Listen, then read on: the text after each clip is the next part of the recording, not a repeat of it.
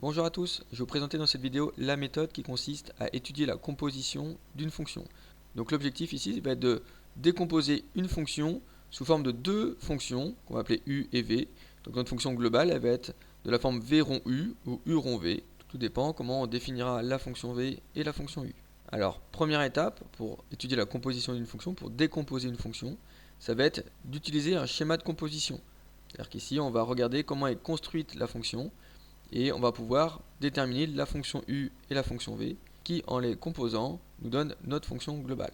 On fera attention aux ensembles de définitions de la fonction u et de la fonction v, et plus généralement de la fonction globale, et on aura tendance à supprimer les ronds, c'est-à-dire v rond u ou u rond v, de le noter plutôt avec des parenthèses, qui va me permettre de vous expliquer peut-être plus simplement, en tout cas différemment, d'avoir une notation différente. Alors, premier exemple, décomposer la fonction suivante sous la forme v rond u, où u et v sont deux fonctions différentes, c'est-à-dire ça va être des fonctions de la forme polynomiale, donc du premier degré, deuxième degré, troisième degré ou ainsi de suite, ou alors une fonction racine carrée, une fonction inverse, voilà, des fonctions que l'on connaît. Donc ici dans mon premier exemple, j'ai une fonction f qui est définie sur R par f de x égale x plus 2 le tout au cube.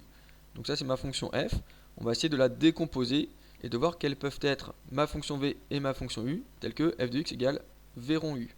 Alors si je pars de x qui est mon antécédent, cela va donner dans un premier temps x, il va se transformer en x plus 2, donc en gros c'est ce que j'ai au plus simple, autour du x j'ai juste un plus 2, et plus généralement on a le cube qui va englober tout cela. Donc en fait en deux étapes, on passe de x à x plus 2, et de x plus 2 à x plus 2 au cube. Donc je vais avoir une fonction u en fait qui transforme x en x plus 2, donc ça va être ma fonction u de x, et j'ai une autre fonction qui va être v, qui transforme mon x plus 2 en x plus 2 le tout au cube. Alors ici, pour les ensembles de définition, on est parti sur R, c'est l'ensemble de définition de ma fonction f.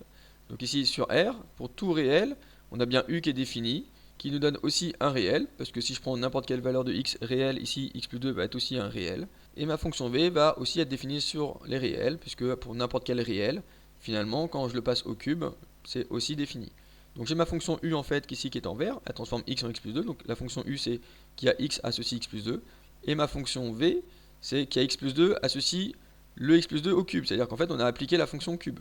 Donc c'est la fonction qui a x associe x au cube. Alors notre fonction f, on la définit sous la forme v rond u, c'est-à-dire que f de x va être égal à v rond u, donc v rond u de x, c'est ma fonction f de x. En fait c'est l'image de u de x par ma fonction v, donc c'est v de u de x. Voilà, c'est deux notations différentes, celle-ci est peut-être un peu plus simple. Donc v de u de x qui est en fait égal à v de, alors le u de x c'est le x plus 2, donc je remplace u de x par x plus 2. Donc c'est l'image de x plus 2 par ma fonction v, donc c'est bien ce qu'on avait ici.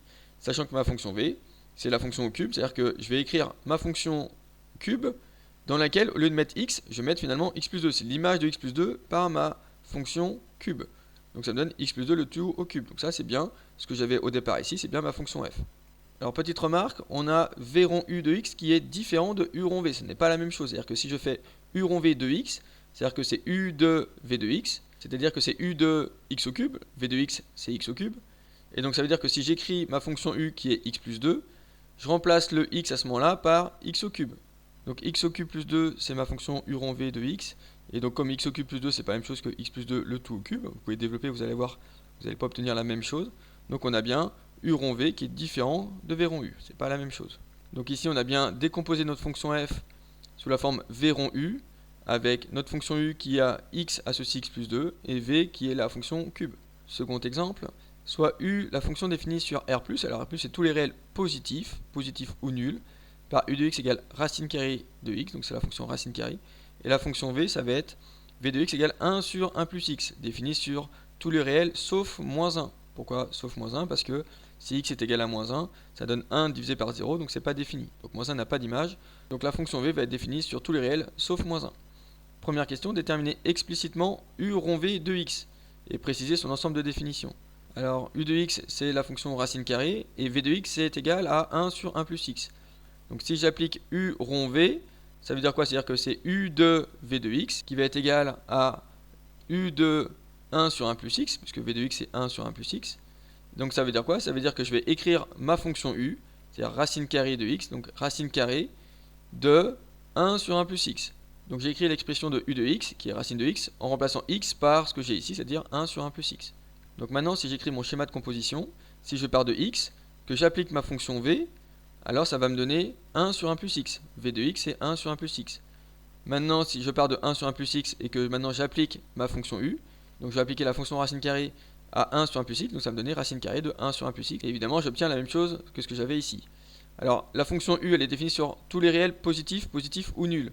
Pourquoi? Parce que c'est une fonction de racine carrée, donc ce que j'ai sous la racine carrée doit être positif ou nul à la rigueur. Donc ici, je suis défini sur R+, tous les réels positifs. Donc la fonction u rond v, en fait, elle va être définie sur moins 1 plus l'infini.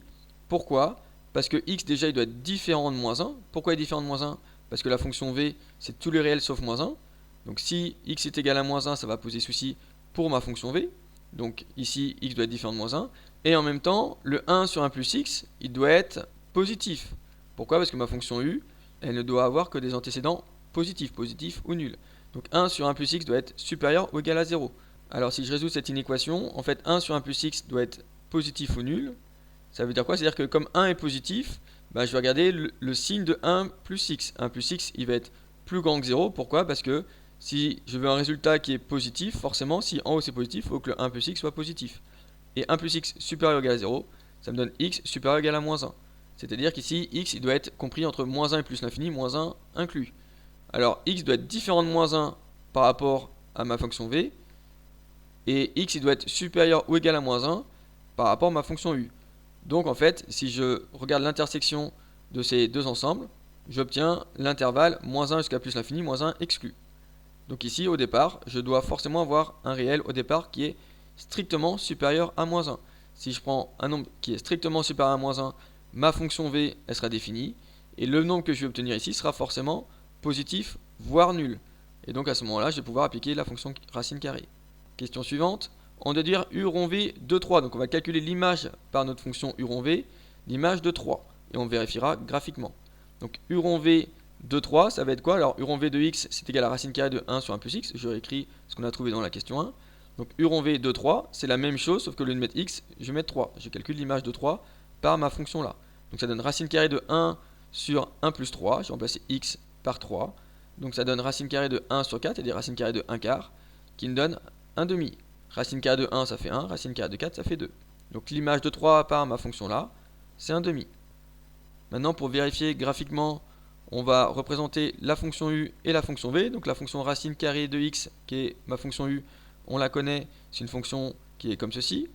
La fonction v, je la représente, c'est 1 sur 1 plus x. Donc je la représente, elle est comme ceci. Donc j'ai représenté mes deux fonctions. Et je vais avoir besoin de y égale x. Donc je trace y égale x. Alors, u rond v de 3, c'est pareil que u de v de 3.